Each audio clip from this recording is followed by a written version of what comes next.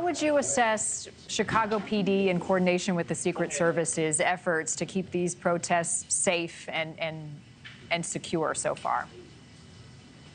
It's going really well.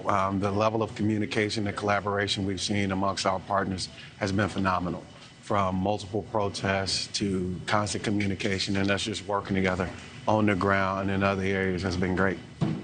What can you share about some reporting this morning that there were some insects or bugs that got into the breakfast or the buffet at some of the delegates' eating area? Anything you can add to those reports?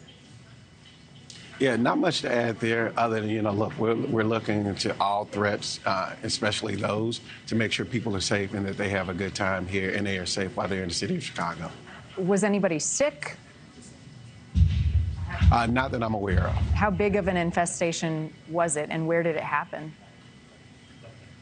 So the specifics of that I can't really get into. What I can tell you is we looked into that situation just like we're looking into other situations across the city to make sure not only our delegates are okay, but the folks who are here in the city are fine as well.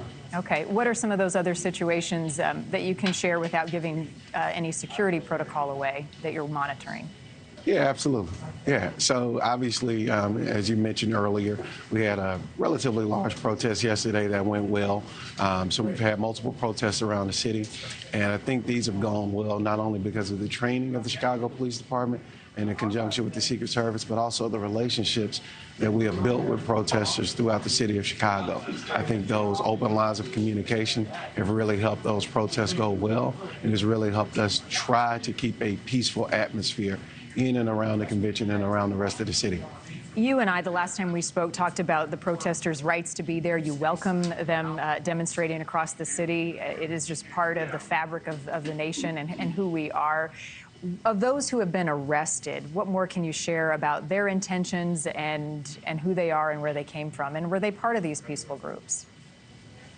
Yeah, so what I can say about those that were arrested, some of them came down to create violence, right? And we had a press conference just yesterday with the superintendent and I talked through some of the folks that came down to wreak havoc and cause harm. And we were able to address that, right? Ultimately, we want people to be able to express their First Amendment rights peacefully. And we want to provide safe spaces for folks on either side of this coin to be able to protest peacefully. What happened down in front of the Israeli consulate was not that.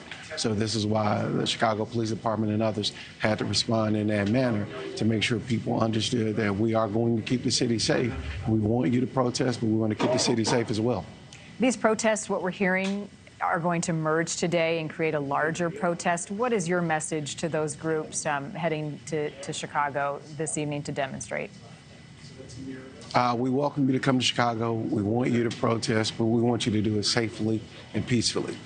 We're prepared for protests like we've always been. We work hard year-round, 365 days a year. Again, we welcome protests, but we need you to do it safely and peacefully. How big are we talking today? Is this group going to envelop into? We'll see, right? I mean, yesterday we had a few thousand folks come together to protest. But again, that was peaceful. We were out there on the ground. Myself, the superintendent, and others are out there on the ground.